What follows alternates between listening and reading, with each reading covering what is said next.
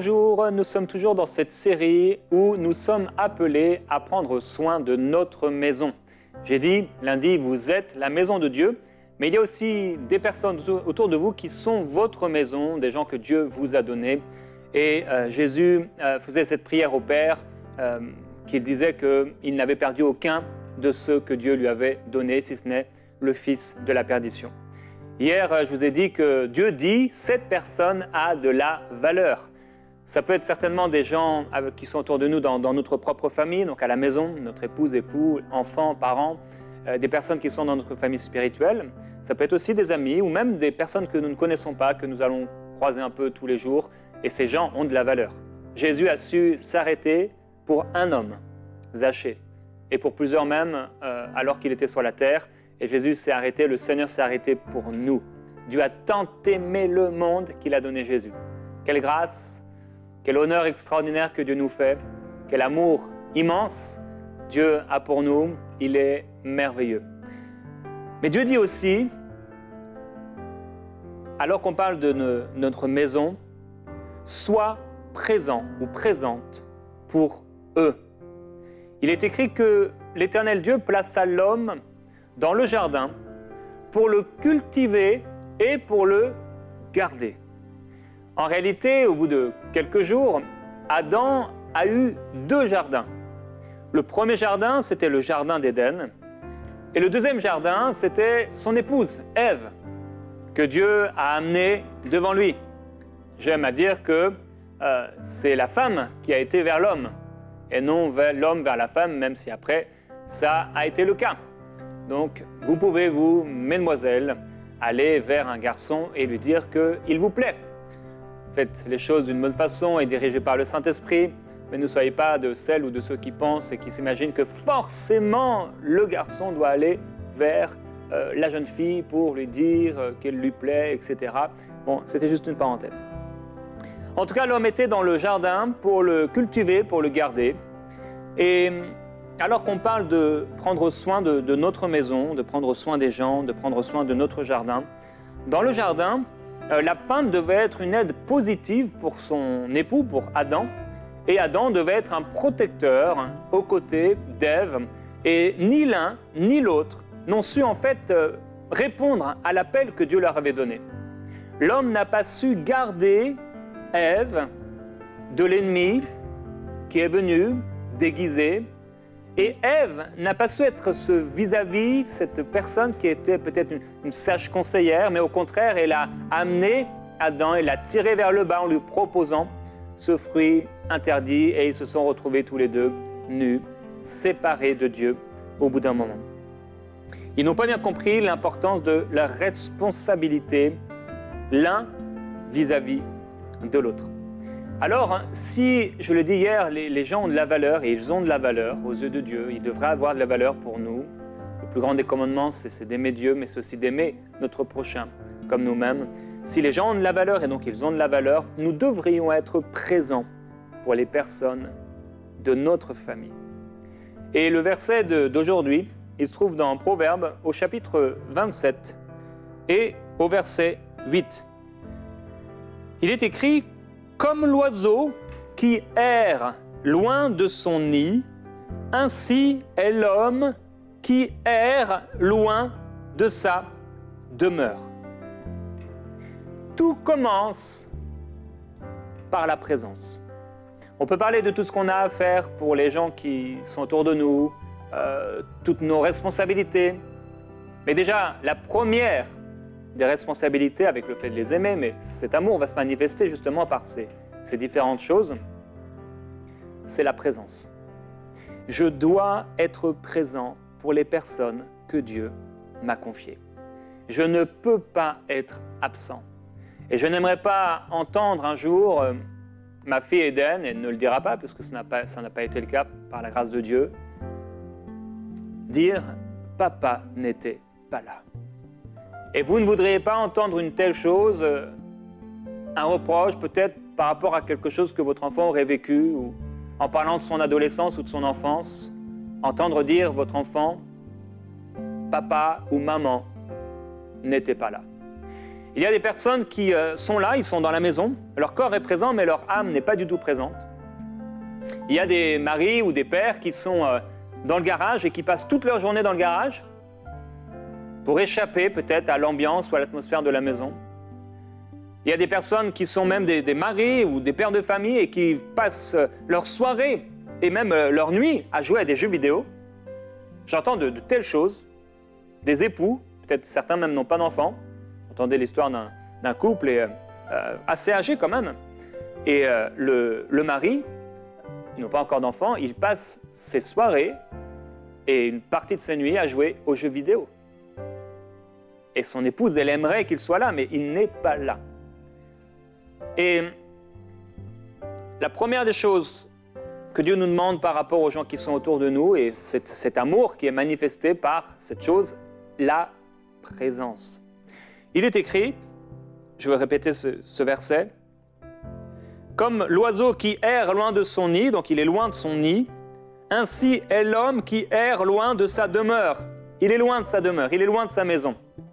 Chaque jour, quand je sors de la maison et que je reviens à la maison, j'ai cette petite télécommande dans ma voiture et j'arrive auprès de ma maison et j'appuie sur la télécommande,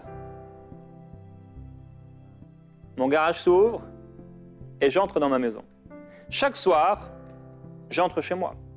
Peut-être vous, ce n'est pas avec une télécommande, peut-être c'est avec une clé, vous avez cette clé que vous avez toujours avec vous, peut-être certains, vous êtes vraiment très avancés dans la technologie et c'est sur votre téléphone, vous avez un code ou alors peut-être un code manuel sur votre poignet, mais tous les jours, on rentre à la maison. Tous les jours, en tout cas, on est censé rentrer à la maison. Malheureusement, certains sont à la maison, mais ils ne sont pas là. Ils arrivent à la maison et il y a leurs enfants qui sont là, et c'est comme si les enfants dérangeaient. Et oui, c'est vrai, des fois, on peut être dérangé.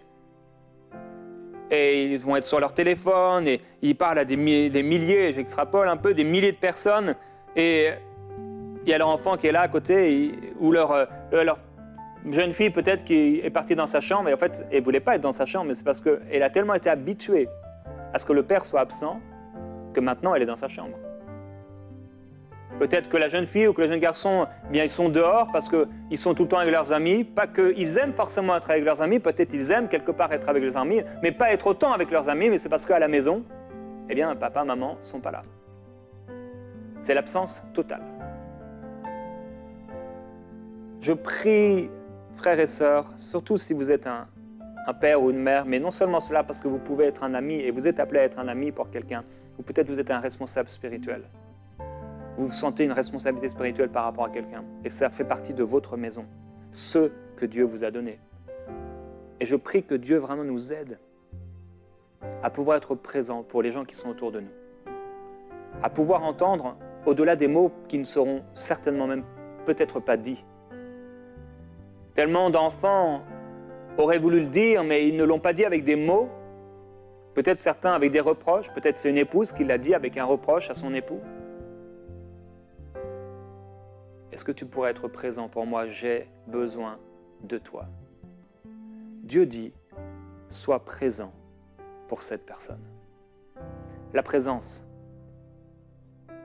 Tout commence par la présence. Il est écrit que Jésus a choisi ses disciples pour être tous les jours avec eux. Jésus prenait soin de ses disciples et il était présent pour eux. Et ce qui comptait pour Jésus, c'était avant tout ses disciples. Ensuite, c'était sa famille spirituelle. D'abord, c'était les brebis perdues d'Israël. Et son focus était mis sur ces personnes. Et chaque jour, Pierre, Jacques ou Jean, même Judas, savaient où se trouvait Jésus et pouvaient aller le rencontrer, lui poser une question, lui demander de prier peut-être pour lui, et certainement, ils ont demandé à Jésus de prier pour eux. Par rapport à une situation. La belle-mère de Pierre, quelqu'un dans la famille qui aurait eu un besoin, et Jésus était présent. Et Jésus est présent pour toi aujourd'hui. Et oui, je prie qu'on puisse vraiment être présent et que Dieu nous montre comment on peut être présent pour les personnes qui sont autour de nous. Il y a des personnes, on a entendu ce genre d'histoire vraie, d'hommes et de femmes, entre autres des hommes et des femmes de Dieu, mais pas seulement, des personnes des enfants de Dieu, qui étaient tellement occupés dans leur travail et parfois dans leur ministère qu'ils ont perdu leurs enfants. J'ai vu des familles comme ça, tellement impliquées dans le ministère, tellement impliquées dans la vie, et tellement désimpliquées de la vie de leurs enfants, qu'ils ont perdu leurs enfants. C'est terrible de perdre un enfant. Bien sûr de le perdre par la mort, mais de perdre cette relation, de perdre cette communion, ce lien qu'il y a entre l'enfant et le parent. C'est un lien d'amour, de communion extraordinaire. Prenons soin de ce que Dieu nous a donné. Soyons présents pour ce que Dieu nous a donné. Alors ça demande des efforts, ça demande d'être intentionnel. Ça demande de ne pas être négligent. On a parlé de la négligence. La négligence, c'est le manque de soin envers une personne ou dans l'exécution d'une tâche. C'est le manque d'attention, le manque de vigilance à l'égard de choses, d'événements ou de personnes. C'est une indifférence ou une nonchalance par rapport à des gens. Et on peut être tellement négligent par rapport aux personnes qui sont autour de nous, comme je l'ai dit hier. On peut être nonchalant également. On peut être fatigué et ne plus avoir la force. Et je prie que Dieu puisse nous toucher aujourd'hui de façon particulière pour que nous puissions être présents. Particulièrement ici, je parle des enfants, mais pas seulement, j'ai partagé, j'ai dit, pour les personnes qui sont autour de vous, pour les personnes que Dieu vous a données. Peut-être c'est aussi un Zachée sur votre route, quelqu'un qui a besoin de vous. Et je prie qu'on puisse être présent, oui c'est sûr, avant tout, pour ceux de sa famille. Que Dieu nous aide. Et je prie, Père, que ton esprit nous saisisse aujourd'hui et nous parle et travaille dans nos cœurs pour que, en cette année 2022, nous puissions être présents pour ceux que tu nous as donnés, pour ceux que tu nous donneras. Qu'il en soit ainsi. Au nom de Jésus-Christ, qu'il en soit ainsi. Être présent pour les personnes que Dieu nous donne. Alors, il faut savoir prendre le temps avec nos enfants de discuter, de communiquer. Est-ce que vous savez comment ils vont? Ce n'est pas parce qu'ils sourient que ça va bien. Ce n'est pas parce qu'eux aussi ils reviennent à la maison, parce que de toute façon, c'est leur maison, que ça va bien. Il faut savoir prendre le temps de regarder votre enfant dans les yeux ou de cette personne dans les yeux et lui dire « Comment ça va, ton cœur? Ça se passe bien à l'école? Est-ce que les gens sont gentils avec toi? Qui sont tes amis? Seigneur, aide-nous à nous souvenir, à savoir qui sont les amis de nos enfants. Aide-nous à savoir, à reconnaître les personnes qui sont importantes pour ceux qui sont importants pour nous. Aide-nous à savoir ce que nos enfants, les personnes que tu nous donnes, aiment. Qu'est-ce qu'ils aiment et qu'est-ce qu'ils aimeraient. Alors vous savez, on peut être très spirituel. On peut être, entre guillemets, vu par les autres comme le grand homme de Dieu, la grande femme de Dieu, le grand businessman, le grand prédicateur, le grand talentueux dans je ne sais quel domaine, et être vu, applaudi par les foules et être complètement absent à la maison. Et il ne faut pas que ça se passe dans le royaume de Dieu. Je prie que ça ne se passe pas dans votre vie, dans ma vie. Alors, cette présence, ça va, c'est sûr, passer par le fait de prendre soin, donc de nourrir ce que Dieu nous a donné. Il faut savoir nourrir nos enfants, nourrir avec des aliments, avec de la nourriture. Ça veut dire qu'il faut savoir payer le prix et les nourrir. Je disais, il faut savoir prendre le temps aussi de leur demander comment ça va et de leur dire bonne nuit le soir. De leur dire « je t'aime ».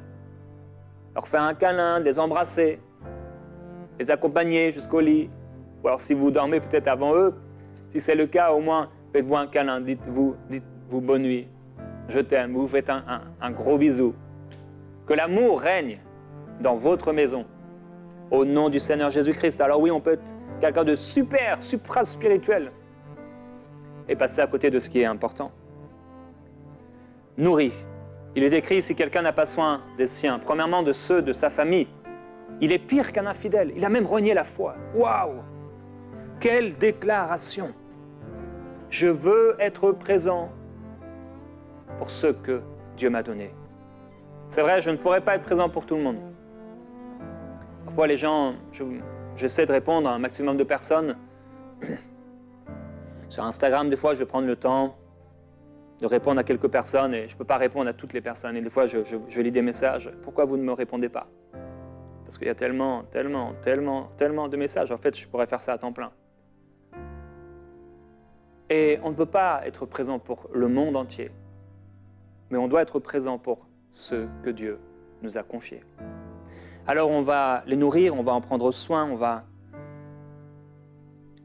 les nourrir aussi au niveau de nos paroles.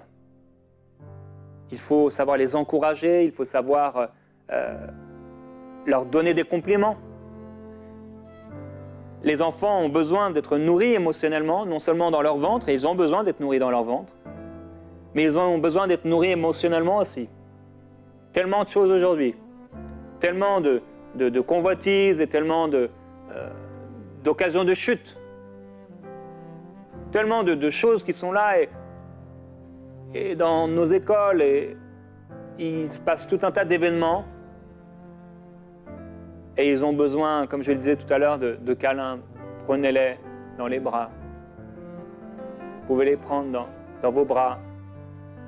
Et si on a pu le faire avec le bébé, notre bébé qui est sorti du ventre de notre épouse, ou si vous avez pu le faire de votre bébé qui est sorti de votre ventre, ou peut-être avec le bébé de quelqu'un d'autre et le regarder, oh il est merveilleux, oh il est magnifique, oh il est beau.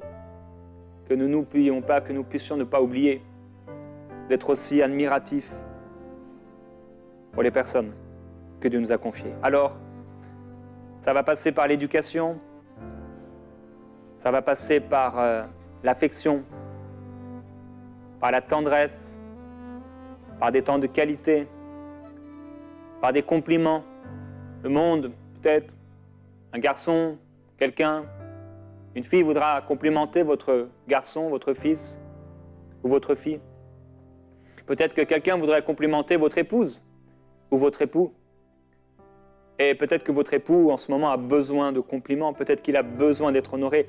Votre épouse a certainement besoin de ressentir votre amour, votre tendresse. Tous les jours, on est là en train de faire, entre guillemets, des câlins à notre téléphone. On passe d'une main d'une autre, on passe d'une main d'une autre, on met dans la poche, on le ressort de la poche, on fait des câlins, entre guillemets, à nos téléphones et pas à nos épouses ou vos époux, si vous êtes une femme. Ne laissez pas les autres construire votre maison à votre place. Ne laissez pas les autres répondre aux besoins émotionnels des personnes que Dieu vous a données. Ne laissez pas les autres être cette personne que vous n'êtes plus. Peut-être que vous n'avez jamais été. Peut-être que vous n'êtes pas. Et sachez éduquer. Éduquer vos enfants, éduquer les personnes, répondre aux besoins aussi de croissance des personnes qui sont autour de vous, comme Dieu lui-même nous a éduqués et nous éduque comme ses enfants. Sachez prendre soin, sachez nourrir, sachez aussi corriger.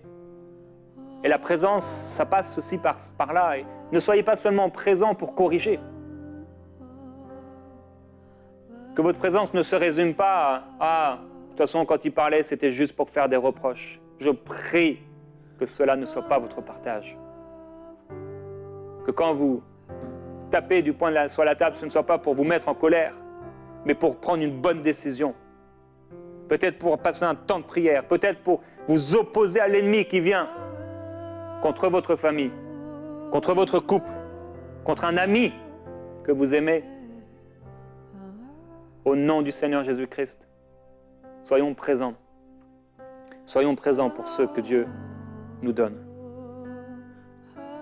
Soyons présents pour toute notre maison. Dieu a su faire une différence entre son peuple et ceux qui n'étaient pas son peuple. Il a su faire une différence entre le peuple d'Israël et l'Égypte. Il dit, je marquerai une différence, je ferai une distinction. Et là où était son peuple, aucun chien n'a aboyé, pendant qu'en Égypte, c'était la désolation.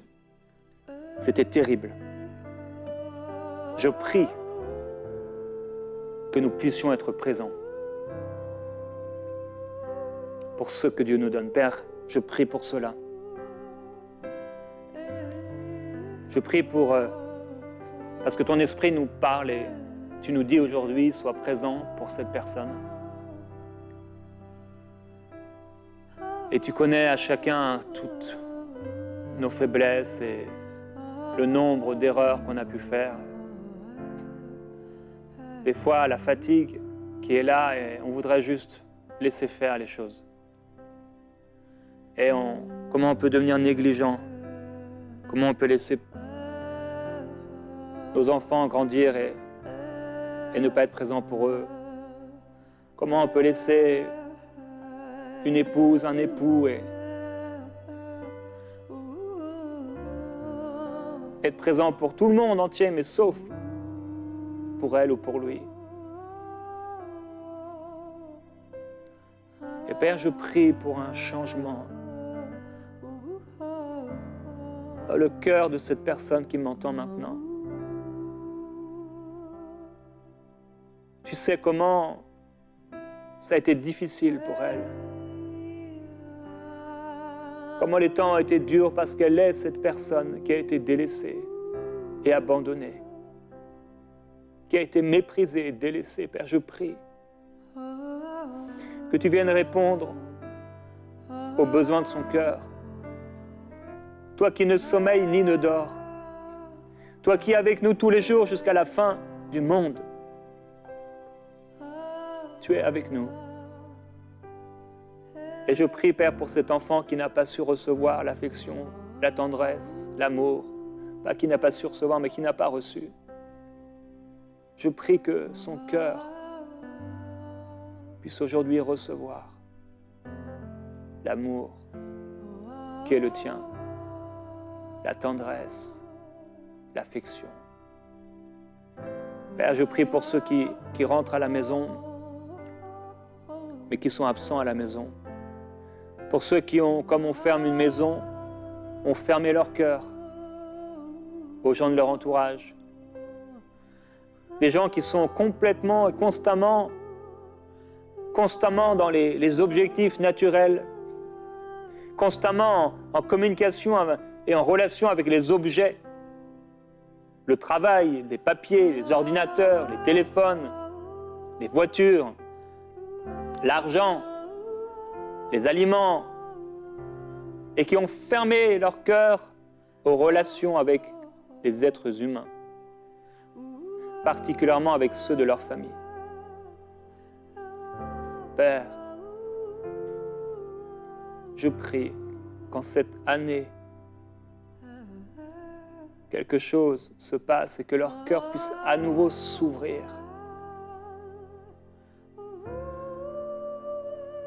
Père, toi qui as la clé, tu as la clé de leur cœur. Touche leur cœur. Saint-Esprit. Si c'est toi, mon frère, ma sœur, tu as aussi cette clé. Tu as fermé ton cœur, peut-être sans le vouloir, peut-être par trop d'activités, peut-être parce que tu étais fatigué et tu as préféré passer tes soirées à regarder des séries ou à faire telle et telle chose. Peut-être tu étais juste dans le faire. Il faut faire. Peut-être même que pour toi, ton problème, c'est que tu es constamment à l'église. 5 jours sur 7, 7 jours sur 7. constamment à l'église et tu es absent pour ces personnes. Et aujourd'hui, je veux ouvrir ce moment de repentance. Mon frère, ma sœur, devant le Seigneur aujourd'hui, si tu réalises que tu n'es pas présent pour cette personne, je veux t'encourager maintenant à demander pardon au Seigneur. Merci, Seigneur.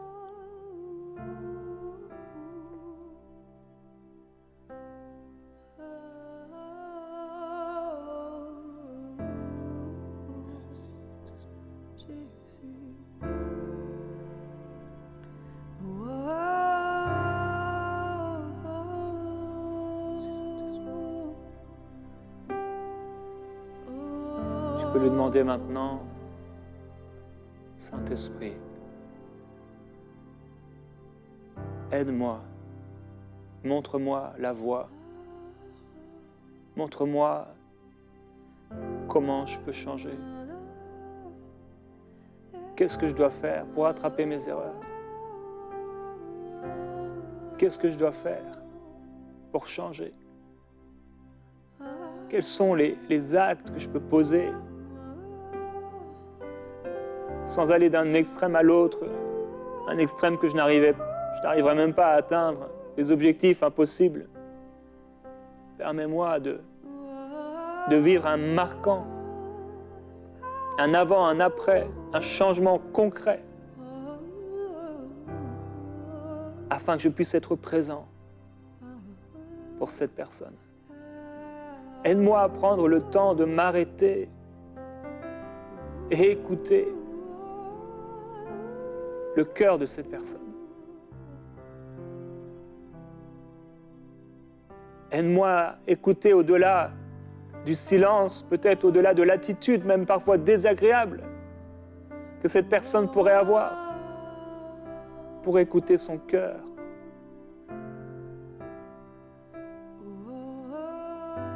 Il y a une œuvre de guérison en ce moment. Il y a une œuvre profondément spirituelle que le Saint-Esprit est en train d'opérer dans beaucoup de cœurs. Dieu s'est arrêté pour un homme.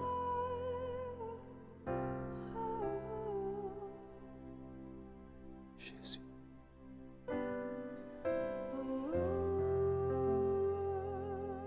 Tu t'es arrêté pour nous, tu t'es arrêté pour moi. Et tu resteras toujours fidèle, même quand nous sommes infidèles. Merci pour ton œuvre dans les cœurs, par ton esprit,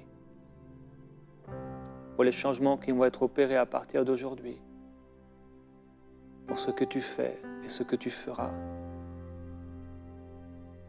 Père, oui, je prie qu'il y ait des résolutions qui soient prises pour un changement concret, réel, qui fasse du bien, un baume de guérison, de restauration, d'édification pour les personnes que tu nous as confiées. Nous en serons nous-mêmes bénis et nous nous réjouirons. Qu'il en soit ainsi, Père, au nom de Jésus-Christ.